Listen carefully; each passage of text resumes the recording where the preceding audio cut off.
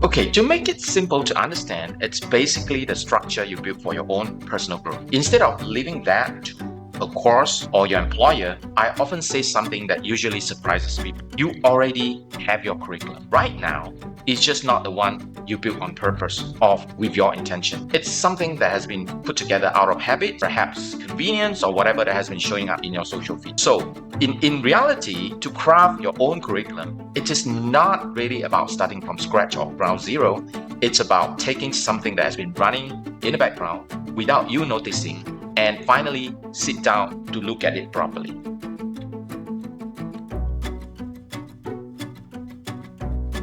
Because I think most people watching this have lived through that exact moment. You finish work, it's late, maybe a long days of meeting, deadlines, family responsibilities, or just trying to keep up. And you open an AI to type something close to that. And within a few seconds, you've got a whole plan there on your computer screen. Weekly milestone, a list of resources, some practice tasks, maybe a reading list, sometimes even a little encouraging line at the end, And I want to be fair about AI assisted output. It does look good. It can genuinely be useful too. But if you sit with it a bit longer, you start noticing that it doesn't know about you. AI doesn't know what you've been avoiding for months. It doesn't know if a particular skill of yours is weak or if it is just feel weak because nobody ever given you honest feedback on it. AI has no idea what your week actually looks like by Thursday evening, let's say, or what you're quietly afraid of. It doesn't know what's happening at work that's going to make your important plan fall apart by week 3. It can't even tell you whether you need a course or something else. What you really need is a mentor, or maybe it's just a conversation with yourself that you have been putting off. That's the message I want to put across to my readers. The plan AI gives you is polished. It's just not personal yet. The gap, basically, is where the self-curriculum book lives. I wrote a book around this question. How do you stop collecting learning input and start designing a structure that can actually change how you think, how you choose, how you practice, and how you behave? You are right. Not at the scale and not as fast. For most part of the human history, learners struggled with scarcity. Books were hard to access, books were far away, feedback was slow. Today, for most adult learners, it's the opposite problem. You have more content than coherence, more explanation than action, more summaries than struggle, more learning options than direction. AI didn't create this problem. It just removed the last natural bottleneck. Before the internet and now AI, there used to be a kind of false pause because information was hard to get. Now, there's no pause at all. This means the discipline has come from somewhere else, from you, not from the false pause by scarcity.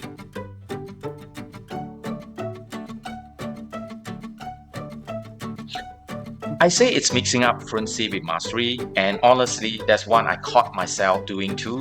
When AI explains something to you, it almost always sounds right? The structure's clean, the vocab's right, and your brain cannot register that smoothness as if it were actual understanding. But these two aren't the same thing at all. You can read a really clear explanation on how to handle a hard negotiation. Feels like you know it, and then completely freeze the next time you're actually sitting across from someone trying to negotiate. So the test I ask reader to run on themselves is simple. Has anything they've done differently or changed because of what they just learned? Not whether they understood it. Whether it's shown up yet in actual action, that's more important. If the answer is no, they are probably not learning yet. They're just preparing to learn. So it's a small distinction on paper, but in practice is the one most people never bother to make. And that's really, really very important.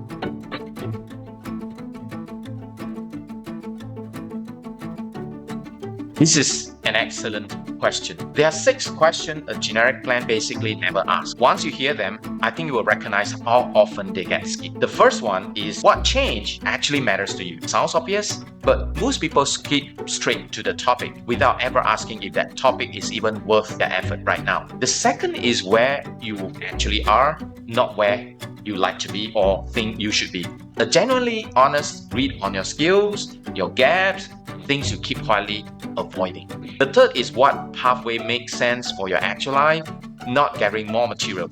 Of course, sequence it properly, know what needs to come before what. The fourth question is what you are actually going to practice. If it never turns into something you do with your hands, your voice, your decision, it just stays an idea inside your head. Now, the fifth question is what evidence you are going to collect along the way, along your learning path. Something you can point back to later and say that's proof something has changed, rather than just a feeling that you work hard. And the last but not least, sixth question is how you're going to adapt once the plan doesn't survive contact with your actual way. I guarantee that it won't. Definitely. Not exactly as it was written. The real question is whether you're willing to revise it instead of just dropping it. If I had to boil all six down, I put it this way.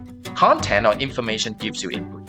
A self-curriculum is what actually turns those input into movement.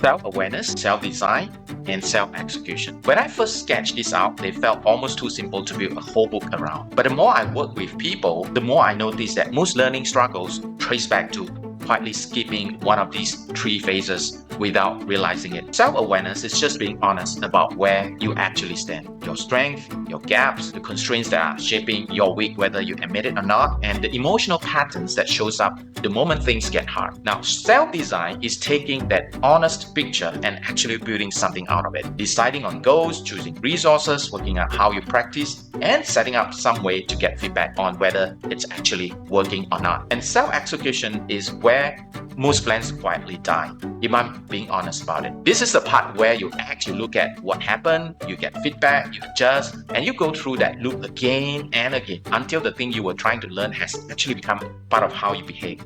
You should not just stop at something you could explain to someone else, but focus on actual transfer in behavior. We can spend more time on each of these in later discussion. For now, I just wanted you to have the big picture of the shape of the whole thing, because that's the key promise of the book. Not another pile of content, of course, but a practical way to design your own transformation with more honesty and clearer intention.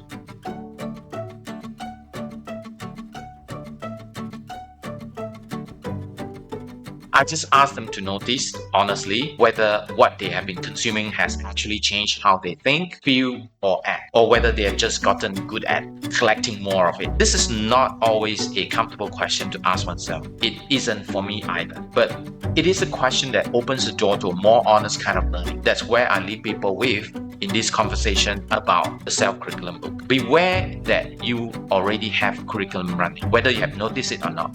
The only real choice left is whether you keep letting it run on autopilot or you finally sit down and design the curriculum on purpose, on your own terms. If this question hits your chord, the self-curriculum book goes much deeper into how to design and execute your own curriculum.